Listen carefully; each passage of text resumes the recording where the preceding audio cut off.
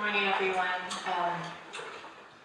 Even though it's mid-morning and we're 40 minutes late, and I'm sure you're all thinking about lunch, I know that I, for one, am still feeling very invigorated and excited about the opportunity of being here and taking part in this symposium. I think the presentations that we've had this morning, both from the sponsoring bodies and then from our amazing local big tank of experts, has really impressed upon me as an relative outsider to Seoul, how important the current moment is actually, and how, although one can talk about the proliferation of biennales and festivals globally, that actually this does seem to be a pivotal time for this metropolitan region to look at a new institution that can think interdisciplinarily about the intersection of spatial and social challenges that our panelists have laid out for us. I guess I'd also like to take the opportunity, as we take a bit of a mental tea break, just to commend the sponsors of this event for investing the resource and also the time to think about these themes and the structure so openly in advance. I think there's a tradition of some other older biennales which shall remain unnamed, naming curators at very short notice. This one actually, I think, is laying the groundwork for a very sustainable model by opening itself up publicly and to expert, constructive criticism and friendly advice from the amazing experts who've been invited. Now, we're also very lucky to have such an interdisciplinary team.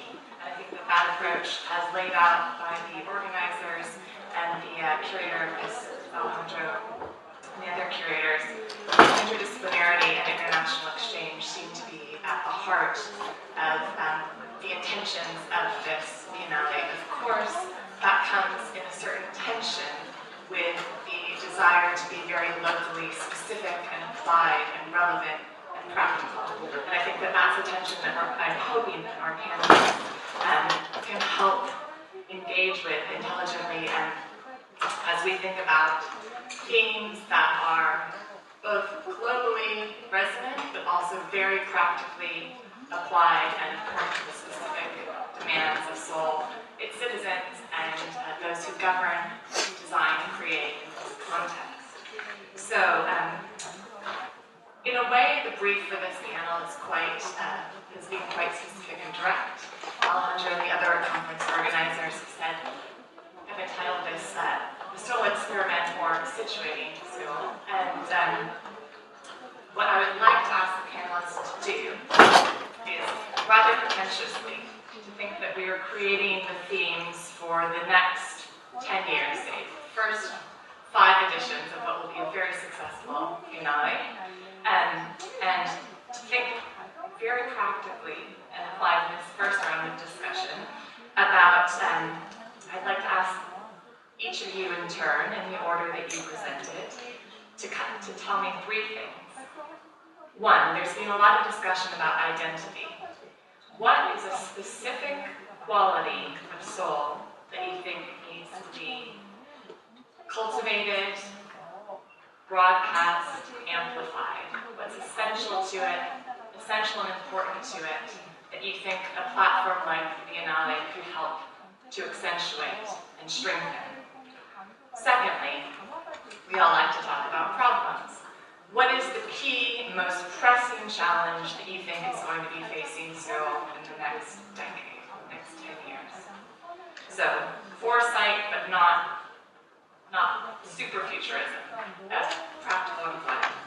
And finally, what is an opportunity that each one of you in turn thinks absolutely cannot be missed in that time frame when we talk about Seoul and interventions within its spatial and social matrix? So, if we could just start in the order that you presented, please, with Professor Choi. Of course, the third question is an opportunity that you feel cannot be missed in the next 10 years as we think about the future of Seoul. So, we have to go in the order of the presentation. In this first instance, and then we'll hopefully be a bit more free. So, for regarding the first question, what is the kind of identity of the Seoul?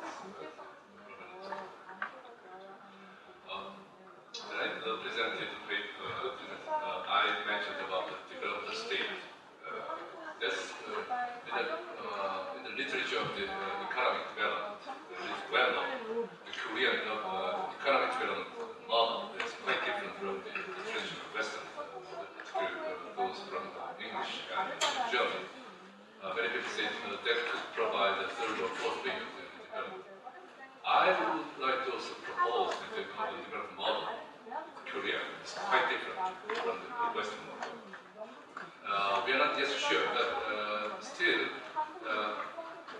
we need to kind of develop what would be the characteristic of the Korean development, which is different from the, of course, the Western, also different from the socialist planners companies. It's something in between.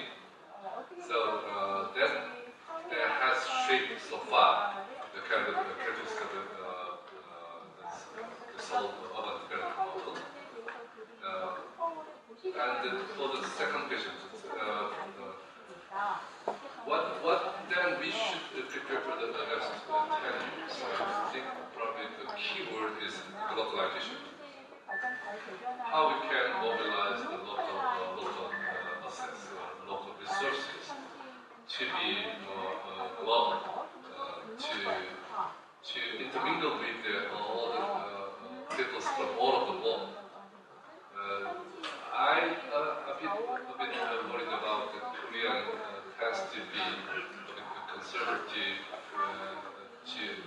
in a sense, to emphasizing the traditional like that. But I think that the traditional and local should be combined with the global standard and global tasty or something like that. That's one of the challenges that we are facing. And the third question, for the opportunity, of course, the Korea is what we call the dynamic. In a sense, they seem to sometimes look like demanding. They are sure ready to accept any kind of challenges. So I think that we still have various, so many local process to make to communicate with the global market. So the enthusiasm and passion those the Koreans have. Just to take one example, many people visited to Seoul, and they look around some old palace or something like that. But as far as the size of the palace is concerned, we cannot compare with the big palace in Beijing. But one thing that the people are very much striking about Seoul, the people still enjoy during the night. That's the kind of enthusiasm the Korean people. That's kind of things that makes the soul livable and very enjoyable. Dr. Pyun, sorry, Professor Joe. One unique quality that should be accentuated, one pivotal challenge, and one unmissable opportunity.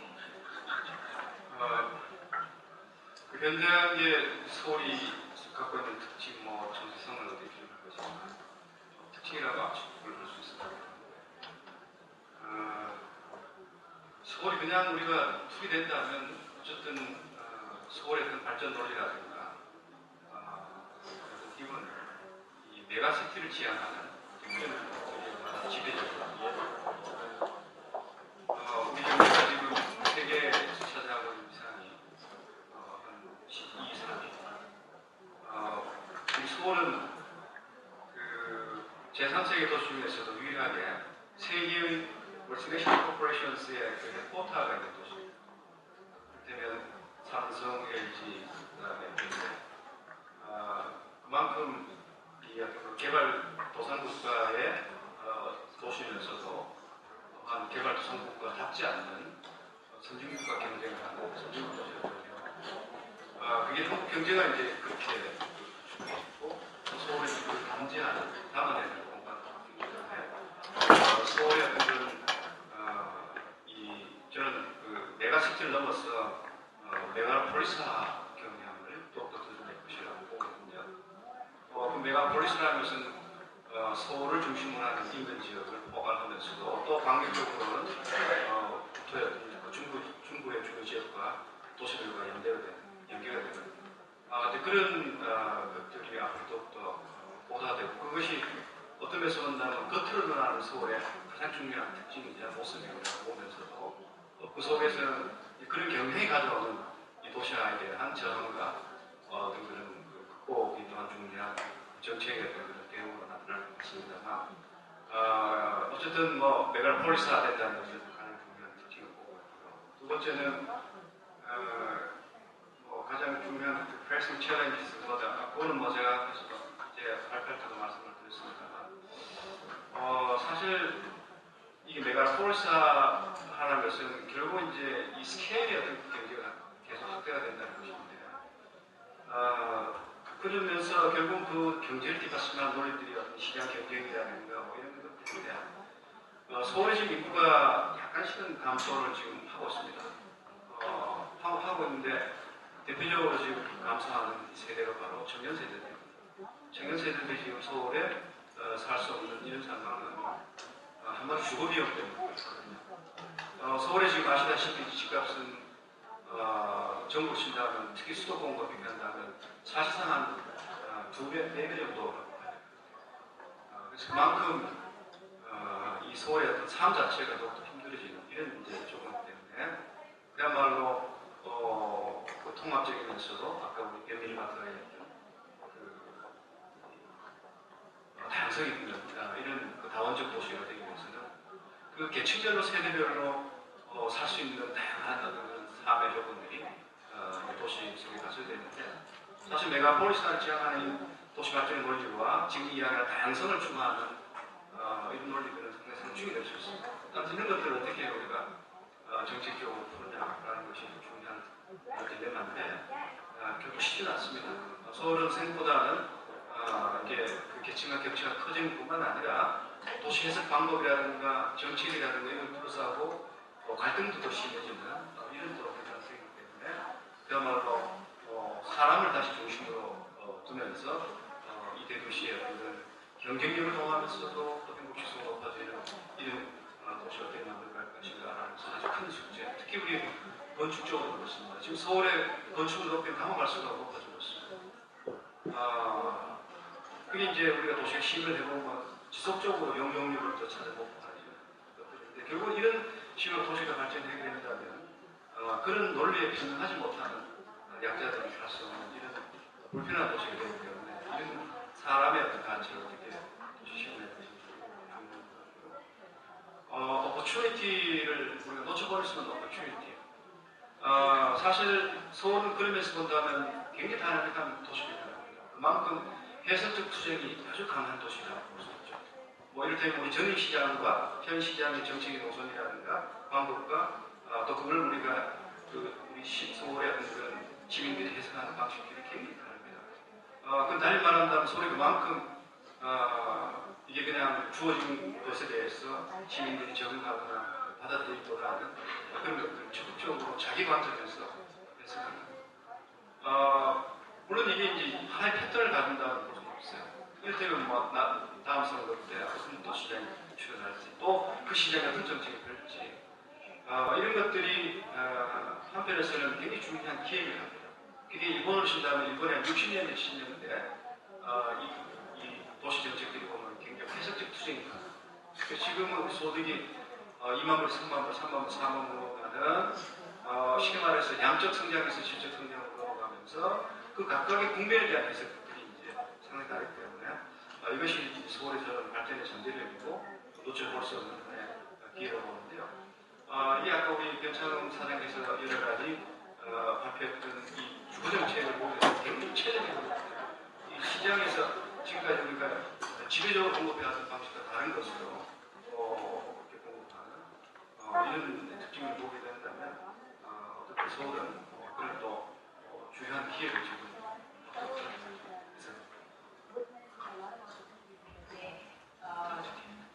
서울의 정체성은 사실은 앞서 여러 번 말씀하셨지만 저는 아시아 글로벌 도시로서의 정체성을 찾는다고 생각합니다. 그러니까 서울이 메가시티나 글로벌 시티로서 외국 도시하고 비교해 봤을 때 어느 정도의 경쟁력을 갖고 있지만 이 경쟁력이 지속 가능할 것인가에 대해서 우리가 지금 취하고 있고 그것들을 극복하기 위해서는 어떻게 보면은 우리의 역사성이나 이런 부분들이 결국은 아시아적인 아이덴티티가 그것이 서울한테 무엇인가 라고 하는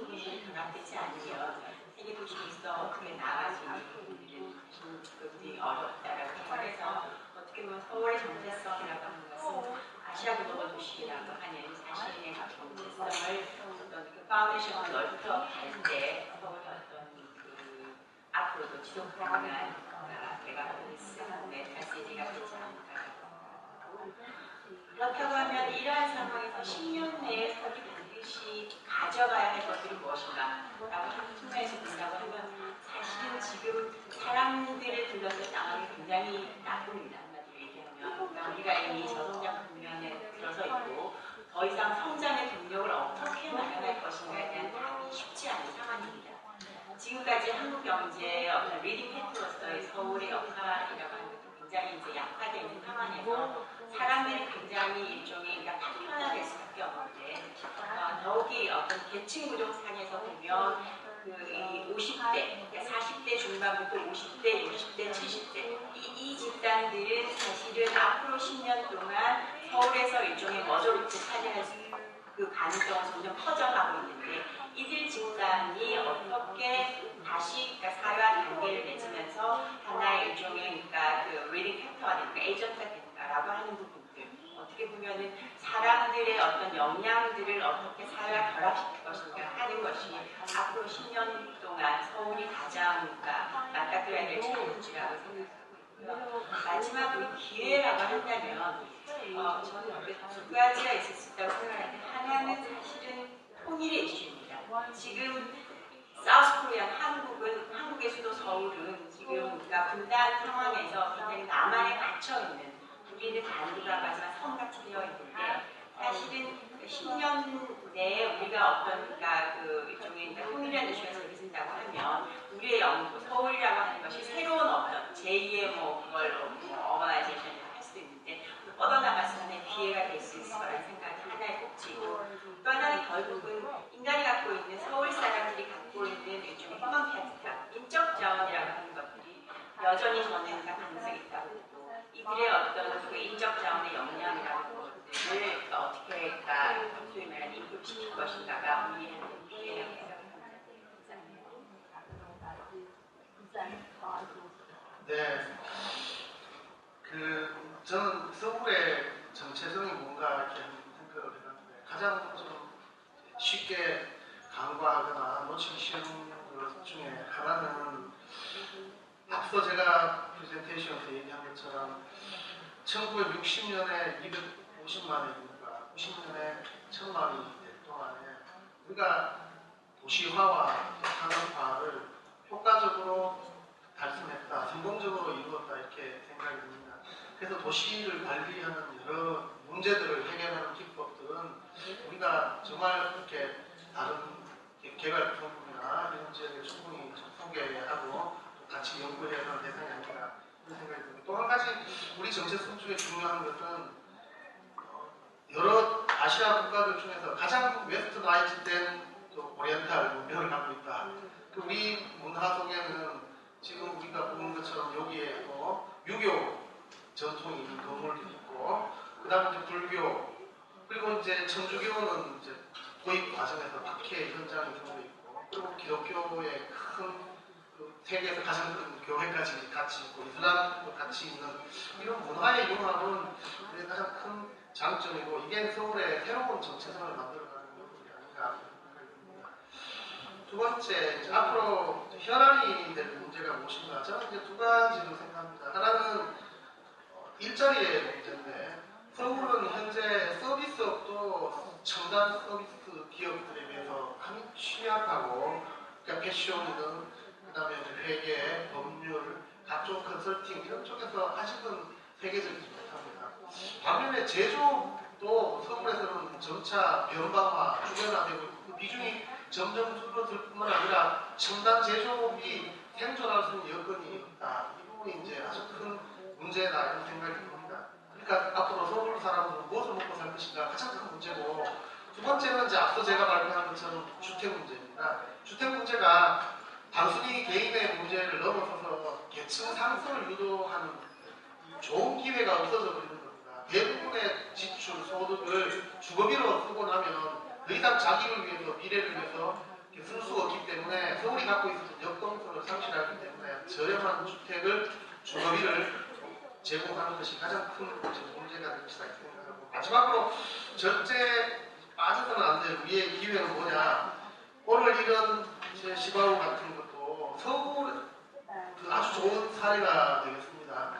서울은 한국은 분명히 중국이라고 거대한 국가, 일본이라든가 그리고 미국의 영향 속에 있기 때문에 국가로서의 하나의 영향력을 확대하기가 상당히 좀 어렵습니다. 반면에 도시로서 서울은 여러 좋은 사례를 갖고 있고 좋은 모델들을 만들 수 있기 때문에 이 모델들이 서로 세계의 여러 도시들 그리고 시민들하고 협력하는 경우에 이게 우리 도시가 발전할 수 있는 좋은 기회가 아닌가 이렇게 생각을 합니다. Thank you. Now, Alejandro, listening to the presentations in this discussion, I just wanted to revisit actually the title of the event and ask you to talk about two different things. The first one is defining the scope of international and what you and your curatorial partners intend to be a range of cities that might be engaged. I'm sure it's not yet determined, but particularly when I hear Dr. Pia talking about delving into focus on Seoul's Asianness, I'm wondering how the concept of that can be translated beyond the region. For example, beyond Asia, or actually is it more relevant to just focus on cities in the broader Asian region, which are numerous and diverse? And then my second question to you would be the tension between the terms architecture and urbanism. Often when one thinks about other examples of Biennale festivals around these subjects, the pendulum swings back and forth between those that please the pure architects and those that please the urbanists. And wondering how, when you heard these presentations this morning, which themes do you think offer the most potential to be able to be actively engaged with by both of those groups? I mean, obviously, we haven't started yet talking about which would be the cities that will be part of this. This is a conversation that needs to start now. Basically, I don't think that there is any reason to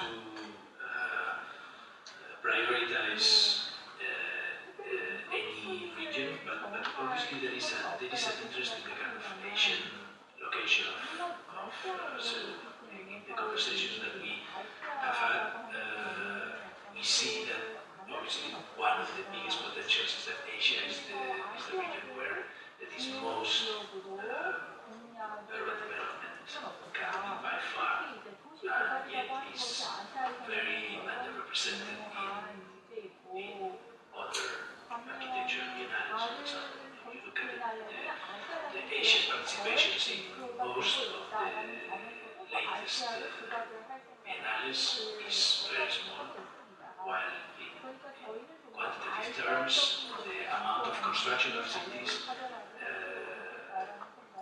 the largest development is by far located in Asia. So that is something that is somewhere there in the back of the agenda. But since we have been thinking that Sibao should be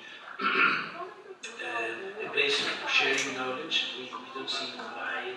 I mean, in fact, we think that probably there are certain expertise, like we have discussed this with you. Singapore is now priding itself on becoming the green city.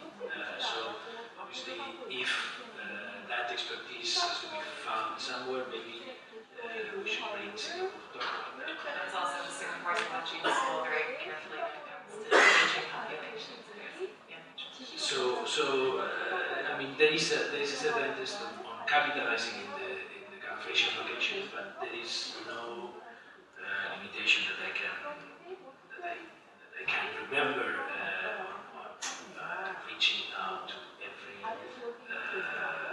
possible continent to find cities that can bring ideas and relevant contributions to Sibao.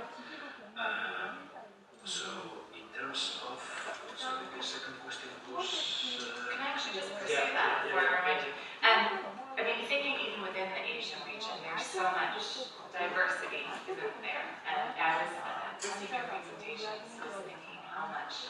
So a particular kind of Asian economy, that's the one that started earlier. And that when we talk about the urbanization that's happening in this broader region, a lot of it is taking place in slightly different context of making cities that have less of a institutional structure set up and fewer decades of consecutive growth.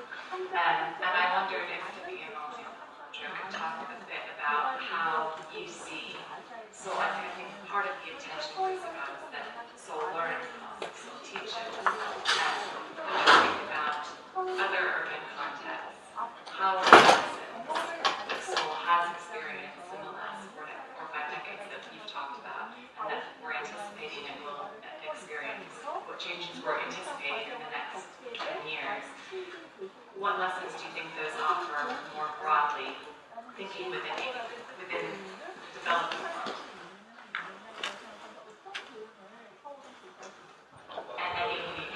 If I could first think that our experience is more useful in Lagos, Nairobi, La Paz, and some more of the developing countries. Most of the cities in the Western world has already developed. But I found this is still, there are many big cities in the developing countries trying to overcome the housing shortage problems, and particularly the sanitary and the safe drinking water problems. And in the downtown, still the people are running with motorbicycle with the heavy air pollution. But we have overcome for the last about 30 years all of those kind of problems. There may be many different ways to solve those problems, but I think that the Korean model can provide at least one option that the developing the mega cities in the developing world can choose to take a kind of example. And then also for the developing countries, for the cities in the developing countries, the Seoul may contribute to the diversifying all the global culture. As we visit London, Paris, and New York, we are all just passionate about it. Very interesting and enjoyable things is going on. But you can also look at many, particularly those youngsters walking in the street, look like old models. It's very beautiful and well-customed. Seoul has become a kind of the place for the test market, the global market. So those kind of we can also contribute to globally to how those cities grow. Can I intervene here? Because I'm very interested. That is precisely the kind of statements that I am looking for. Seoul is not here, but we'll tell him later. When you say Seoul has become a test market location, is when you are constructing potential, and those are the opportunities that we are trying to identify. It's interesting that Professor Will talked about building up the Asian identity, but shouldn't be more about building up the Seoul identity also vis-a-vis Beijing or Shanghai? I mean, are you able to identify precisely what are the distinctive potentials and qualities of Seoul, such as you have done right now on different areas? And I was very curious when you mentioned, for example, the question of the development of the suburb. You talk about suburb, and anybody in the West reading suburb would have thought about little houses in a field, but here there are 20-story high buildings. So it's a very different type of suburbanization to what is known in the West. And I don't know whether that is a quality that is specific to Seoul, or is a quality that you can also identify. happening in Tokyo, Beijing, Singapore, and so on and so forth. So in a way, the purpose of this table would be to identify things like specific to Seoul that are either problematic or advantageous in terms of relating the city to other cities. Speaking of the pretenses, it is a soul that the youngsters who was born in 20 stories apartment building is now seeking for small alleys in the downtown area. They can, it's very acceptable, whether it's a high-rise building or small alley. And of course, the Seoul has a very unique natural environment and also long history. But I want to just point out that the people is very curious things. You might remember in the year 2002, something like that. Probably a bunch of old red devils. Those who support the Korean football club in the World Cup. Everybody's all gathered just in front of the city hall. That kind of created how the people in the street makes the song live in China. I'm not sure that my answer is.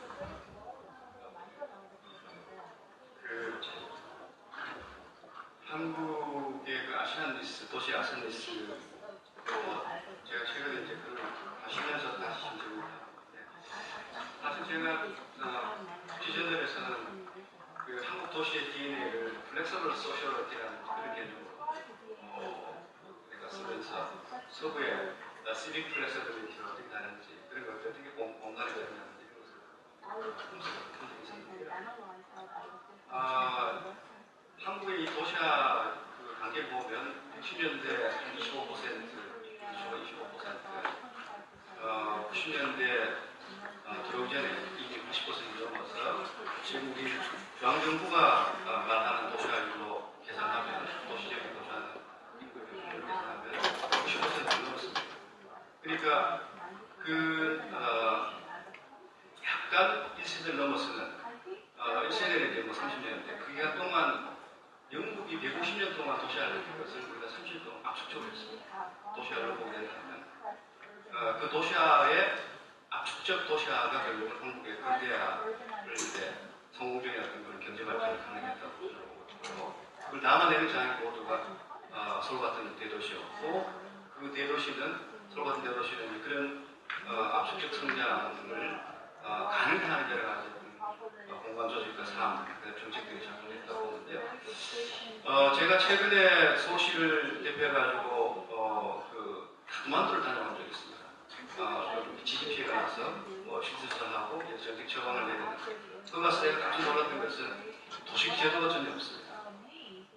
그래서 모든 게 이제 방임적으로 이루어지는데 우리의 지난 30년의 길게 40년간의 이 도시화가 그게 경제발전을 했을 때 보면 국가가 경제발전 전반에 계획했다시피 도시화 과정에도 굉장히 적극적으로 개입을 했습니다. 다시 말씀드려서 이 플래닝 시스템이라는 것이 사실은 우리 서울 같은 경우에 상당히 정확하게 발전되어 가는 것이 굉장히 중요한 특징이고 또 그 빠른 도시화를 정책적으로 끌어내는 게 중요한 역할을 했다고 보는데요.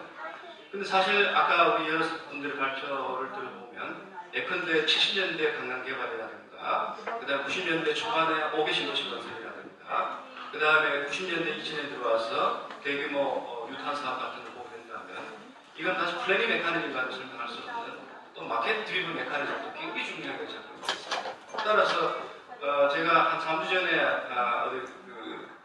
인도네시아에서 국제평가 시티네이션 컨퍼런스에서 이야기할 때 그 두 가지를 절묘하게 우리가 결합시키면서 한국의 도시화를 성공적으로 이끌었다.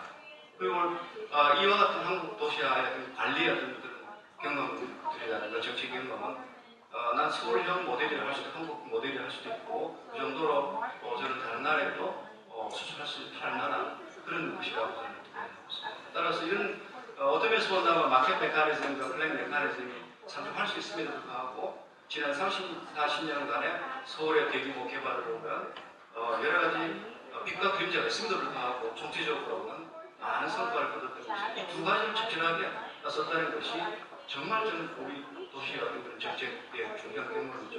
경험을 잘 적어요. So we've talked a lot about we talked now about what is I wonder, Dr. Peter, You've had a lot of research, and you were a former academic, and then you now work in policy and policy and delivery. And I wondered if you could talk about the tensions between subjects that are going to be interesting and engaging for active academics and those that still remain very relevant and practical on the ground. 사실 그 긴장감은 항상 존재하는 거고, 그러니까 사실은 저희 같은 싱크탱크의 역할이라고 하는 것은 어떤 이제 플랜이나 정책을 만들어내면 그것을 이제 서울시에서 실행하는 그 구조인데, 실제로 뭐 세상의 모든 일들이 그렇듯이 그렇게 만들어진 정책이라고 하는 것이 사실은 서울시에서 그대로 실현될 수 없는 이유는 결국은 여러 가지 현실적인 컨스트레인트가 좀 있는 거죠. 그 과정에서 그러니까 전문가로서 어떤 폴리스메이커의 어떤 역할과 그 폴리시를 수행하는 그러니까 시당국자 간의 그러니까 소위 말하는 그러니까 코디네이션이나 뭐 설득의 메커니즘 그런 것들은 상당히 존재하고 있고, 그런데 역설적으로 어쨌거나 그 저희가 항상 농담 스타일이 서울시가 갑이죠. 그래서 정책을 실행하는 그 부서의 힘이 보다 파워풀하게 작동을 하지만 지금까지 그렇게 해왔지만 근데 앞으로 나갈 이상은 조금 달라질 거라는 생각을 하고, 왜냐면 사실은 지금까지의 공공의 정책 실행 과정은 앞서 여러 선생님들이 말씀하신 것처럼 도시개발의 과정이라고 하는 것도 공공이 주도적으로 이끌어 나갔고 그 과정에서 성과를 냈습니다. 그 성과라고 하는 것이 지금 현재 아시아 여러 도시나 아니면 제가 지난 6월에 ADB 월드뱅크 회의를 갔었는데 거기 아프리카 도시들은 서울의 페이스가 굉장히 판타스틱한 페이스인 거죠. 우리가 여러 가지 극복한 페이스들을 그들에게 보여주면 그들 도시에서 충분히 적용할 수 있는 그런 성과들이 나올 수 있으니까, 그런 어떤 지금까지 서울이 이루어낸 성과 구조라고 하는 것은 어떻게 보면 정책을 실행하는 그 리더십, 강력한 리더십이라고 하는 것들이 작동했던 메커니즘이고, 그것이 대한민국이든 서울이든 지금의 우리를 만들었던 모습이라고 생각을 합니다. 그런데 지금은 어떻게 보면 패러다임 자체가 일종의 하고 있는 그 시기라고 하는 거죠. 그래서 보면 이 상황에서 어떤 새로운 모델을 만들어내야 하는데 그 모델이 어떤 특성들을 담아내야 할 것인가, 그것이 저는 세바오가 앞으로 제시해야 될 어젠다라고 생각을 합니다. 그러니까 아까 지금 총괄 그 디렉터 선생님께서 말씀하신 것처럼 서울이 갖고 있는 독특함, 유니함이라고 하는 게 뭐냐, 사실은 최 선생님 금방 말씀하신 것처럼 서울 사람들이 갖고 있는 역동성, 창의성이라고 하는 건데, 사실은 역설적으로 서울 사람들이 갖고 있는 그 면에는 분명히 양면이 있습니다. 그러니까 서울의 사람들은 굉장히 호기심도 많고 집단적인 어떤 힘, 파워들도 갖고 있고, 그것이 어떤 순간에 도시를 일궈내고 도시 정책을 실현하는데 굉장히 힘이 될 수 있지만, 다른 한편으로 서울 사람들은 굉장히 동질적이고 평등주의적이고 다른 사람들의 눈을 의식하고 같아지려고 하는, 차이를 인정하지 않는 그런 면도 갖고 있거든요. 아마 외국 선생님들 많이 들으셨겠지만 서울이 성형수술이 가장, 그러니까 전 세계적 1위라고 한다고 하는 것도 결국 미의 기준이라고 하는 것들이 하나의 어떤 단일적인 기준이 존재하고 많은 사람들이 그것들을 파워한다고 하는 사실입니다. 그래서 우리 안에 갖고 있는 이런 이중성이라는 게 분명히 존재하기 때문에 서울을 어떤 그 다이버스하고 요즘 보다 인클루시브한 도시로 끌어내기 위해서는 이 이중적인 어떤 우리들의 모습들을 어떻게 역량으로 끌어낼 것인가, 그것이 굉장히 중요한 요소라고 생각합니다. Thank you. We're coming close to the end of our allocated time. We have about 5 minutes left. And I wondered if we could drop, it's been a very wide-ranging discussion, perhaps naturally, touching on social themes, economic themes, historic themes, and themes of globalization.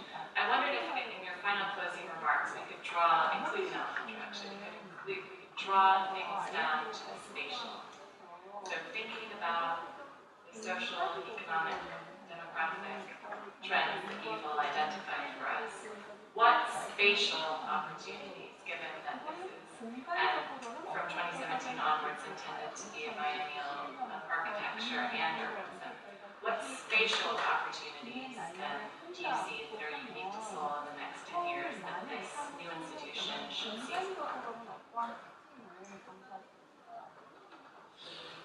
네, 상당히 중요한 문제인 것 같습니다. 서울은 앞서 여러분들께서 좋은 장점으로 생각하는 역동성, 그리고 급격한 발전, 그리고 융합성 이런 것들을 좋은 장점으로 갖고 있는 곳인 것을 생각합니다. 그렇지만 우리가 그 비엔날레를 통해서 다른 도시에게 얘기해 줘야 되는 의무 같은 게 있습니다. 지금 서울의 개발 현재 우리 국가나 지방자치단체가 재정적으로 상당히 좀 어려운 시기에 불가피한 선택이긴 하지만 이 개발 이익이라는 것을 활용해서 도시를 개발합니다. 정부나 지방자치단체는 돈을 쓰지 않고 이 땅값이 오르면 그 차익을 미래에 발생할 수 있는 집가 상승 또는 주택가격의 상승을 개발의 잠재력으로 활용했기 때문에 돈이 되는 지역을 개발을 먼저 했고, 그래서 그 개발에 편승하거나 또 참여했던 주체들은 많은 이익을 취하고 계층적으로 상승한 반면에 그렇지 못한 사람들은 외곽지역으로 쫓겨나거나 더 나쁜 데 조건을 가지는 경우가 굉장히 좀 많았다 이런 생각이 듭니다. 그래서 이제 위에 좀 어두운 면을 이렇게 보면 지금 우리 세입자들 서울은 40%만 자기 집에 살고 60%가 임대주택에 사는데 60%의 평균 거주 기간은 3.5년입니다. 3년 6개월만 거주하고 다른 지역으로 이사를 가야 됩니다. 그러니까 자기 지역에 대한 정체성도 없고 정체성이 없습니다. 좋게 보면 로마닉하지만 나쁘게 보면 그만큼 불안정하다는 것을 의미합니다. 그리고 서울은 다른 어떤 도시보다도 자살률이 높습니다. 그래서 그만큼 사회가 개인을 보호해주지 못하기 때문에 마지막 선택을 한다 이렇게 볼 수 있죠. 지금 한강변은 참 아름답지만 한강변을 가로막고 있는 대부분은 주택입니다. 고층 아파트죠. 그래서 역대 지방자치단체 시장이 그것을 낮추고 좁게 만들고 비주얼 코리도를 형성하려고 노력했지만 결국 적당한 수준에서 타협하거나 결국은 인정할 수밖에 없게 되어 있습니다. 그래서 우리는 앞으로 다른 도시들이 우리와 같은 경로를 선택할 때 우리와 같은 똑같은 방식을 하라고 권유하기는 상당히 좀 어려운 면이 분명히 있습니다. 미리 중요한 도시에 중요한 곳에 땅을 사놓고 또 가장 사회적으로 약한 사람들, 주거 불안정한 사람들에게 충분한 주택을 제공해 주는 모델들을 만들어야 되지 않을까 이런 생각이 들고요.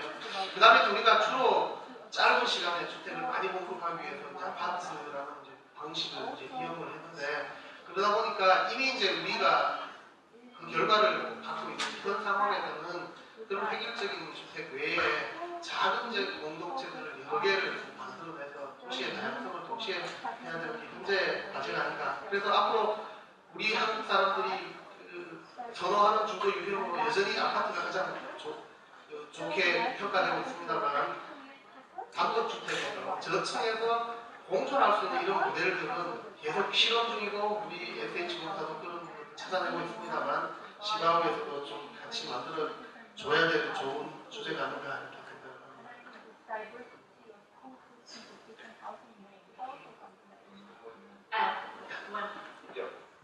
Just a brief one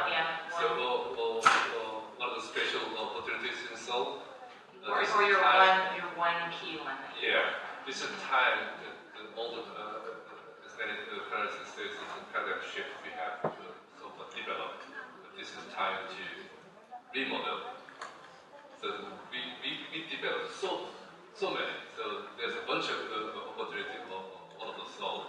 We need to restructure, remodel, refurnish it, and finally regenerate. Even the old residential area and old industrial area, even the old apartment complex. So from now on,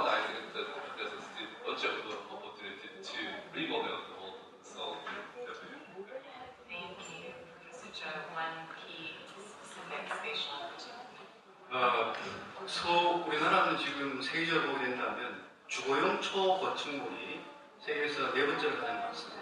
지금 우리나라에서 가장 높은 건물은 서울 안에 부산에서 지금 100층을 지금 보유하는 그런 건물들이 있었는데요.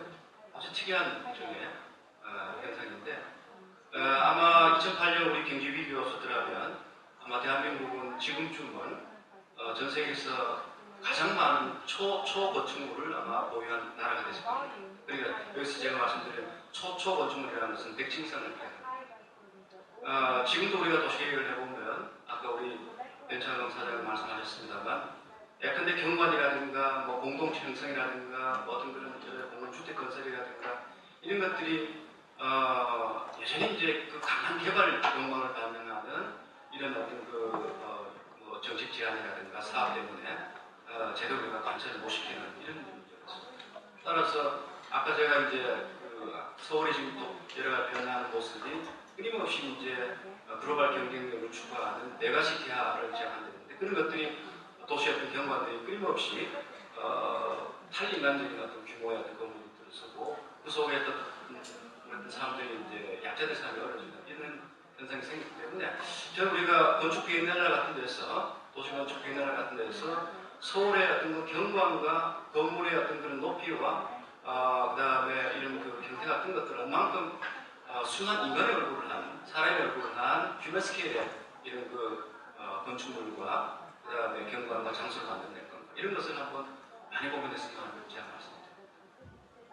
마지막 문장으로 말씀드리면 일종의 도시공간의 그러니까 분전화와 소셜 카피탈이라고 할 수 있는데 이런 주제를 페스티벌에서 다뤄졌으면 좋겠다는 생각을 하는데 결국 도시공간이라고 하는 것은 누군가 어느 순간에 자본주의가 형성되면서 어느 순간에 인간의 소비의 대상이었습니다. 그 소비의 대상이라고 하는 것들은 사람들이 행하는 어떤 태도와 방식에 굉장히 깊숙한 연관이 있고 그것은 결국 사람들의 어떤 형태가 어떻게 바뀌느냐와 관련되어 있을 수밖에 없고 그렇다고 하면 서울이 소셜 카피탈 사회적 자본들을 어떻게 도시공간에 결합시켜서 뭔가 인프시켜 나갈 것인가 하는 것이 어떻게 보면 시바와 같은 문제에서 다뤄야 되는 굉장히 중요한 주제라고 생각합니다.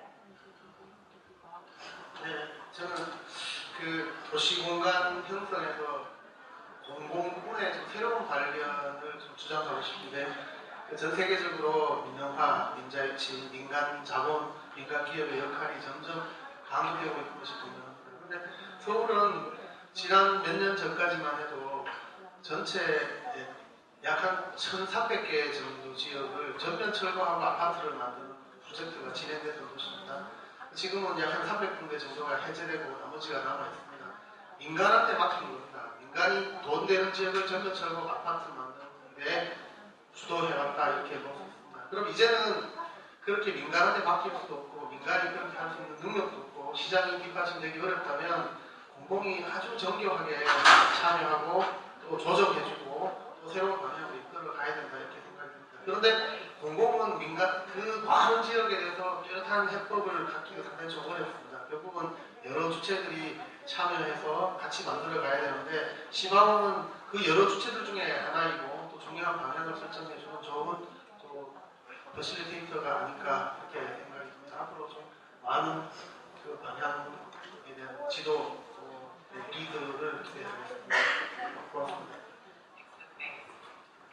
Yes, just very briefly to respond to the question that you asked before about the relation between architecture and urbanism, which is obviously, I think this is important for the participants because it is for us also a matter of concern. I think that we live in a time in which architecture has become a clog in the wheel and it's almost politically incorrect to make buildings. And I think that this means that probably at the same time as I think that it may be almost scary for somebody like me to make a biennale talking about the round tables like this one because obviously there is a gap that we need to resolve here to learn for architects to learn to communicate with the people who are actually decision makers and planners,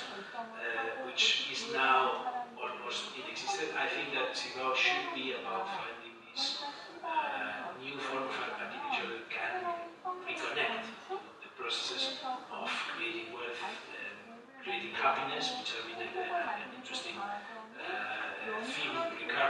through your presentations. And I mean, in terms of the spatial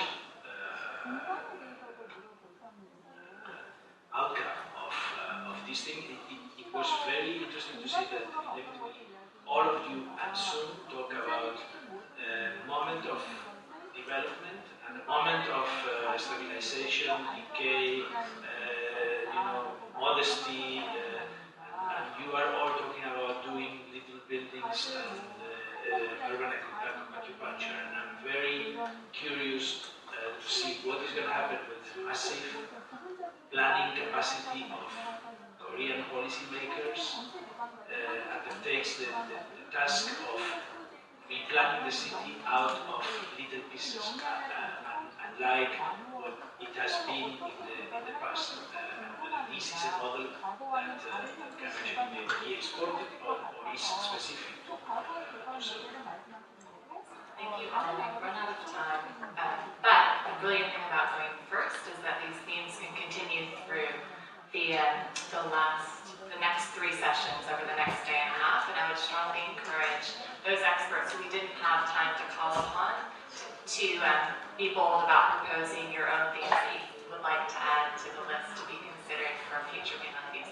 Would you join me in thanking our